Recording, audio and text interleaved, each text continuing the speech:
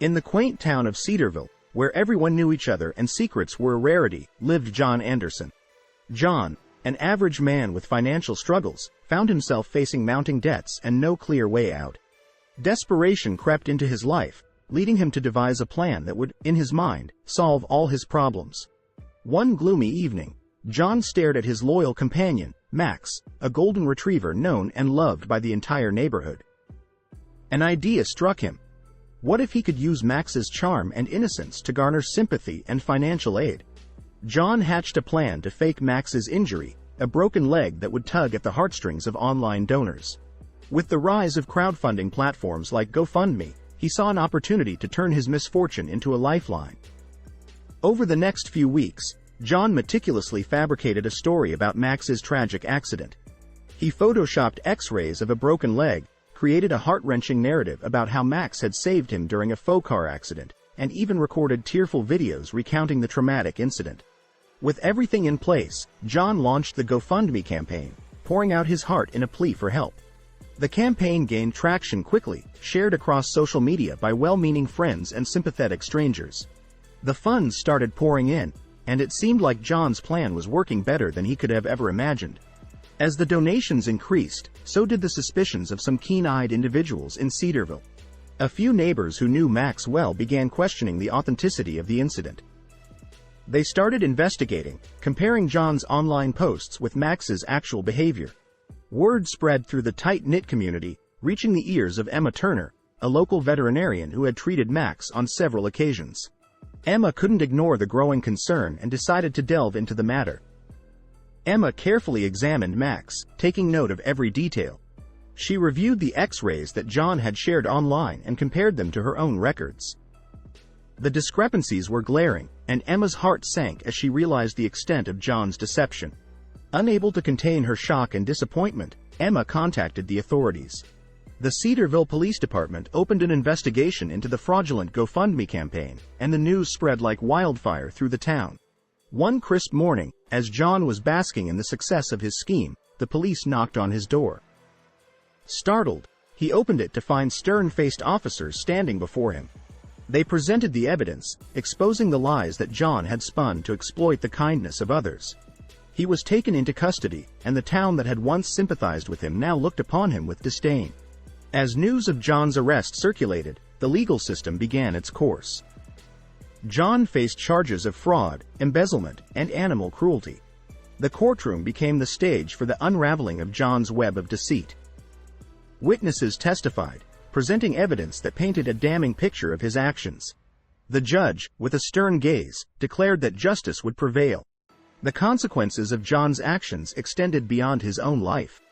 The incident shook the foundations of trust, leaving a scar on the collective conscience of Cedarville.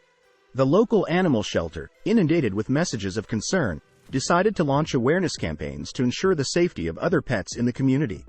The ripple effect of John's deception prompted a renewed commitment to honesty and integrity among Cedarville's residents. The GoFundMe platform, determined to rectify the situation, refunded the donations to the unsuspecting contributors. They also pledged to improve their verification processes to prevent similar incidents in the future.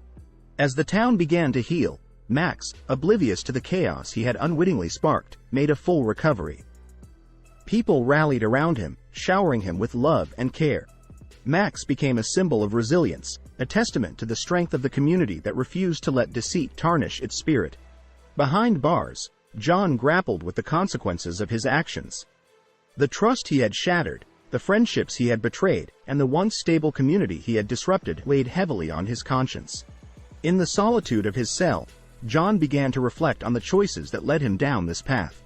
In prison, he attended therapy sessions, addressing the underlying issues that had driven him to such desperate measures.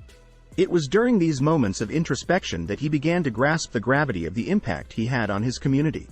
Emma Turner, the veterinarian who had played a pivotal role in exposing John's deception, became an advocate for transparency and accountability in Cedarville. She organized town meetings and workshops to educate pet owners about responsible pet care and how to identify signs of deception. The community, initially fractured, started to come together to heal. Cedarville organized events to celebrate the bond between pets and their owners, emphasizing the importance of trust and honesty. Local businesses sponsored initiatives to support the animal shelter, ensuring that every pet in the town received the care and attention they deserved. The ripple effect of Max's fake injury had inadvertently raised awareness about the vulnerability of online crowdfunding platforms. Residents became more discerning and cautious, researching campaigns thoroughly before contributing. The town also established a support network for individuals facing financial hardships, encouraging open communication and community-driven solutions. The experience had taught Cedarville that facing challenges together was far more effective than resorting to deception. After serving his sentence, John returned to Cedarville with a mix of trepidation and determination. He understood that rebuilding trust would be an uphill battle. As part of his parole, John was required to attend counseling sessions and community service. His journey toward redemption started with small acts of kindness and honesty. He embraced the opportunity to make amends and contribute positively to the town that he had harmed. Emma, still harboring a sense of disappointment in John's actions, cautiously observed his efforts. She remained skeptical but acknowledged the potential for change in even the most flawed individuals. With the support of a therapist, John organized a town meeting to publicly acknowledge his mistakes and express his commitment to change. The residents, though skeptical, were willing to listen. John spoke candidly about the desperation that had driven him to such extreme measures and the lessons he had learned during his time in prison. Cedarville's journey from betrayal to redemption left an indelible mark on the town's history. The residents learned valuable lessons about the importance of trust, empathy, and communal support. Max, the unwitting protagonist in this tale, continued to be a beloved member of the community. His recovery symbolized not only physical healing but also the resilience of the human-animal bond. Cedarville, forever changed by the challenges it faced, emerged as a community that chose forgiveness over resentment, unity over division, and honesty over deception.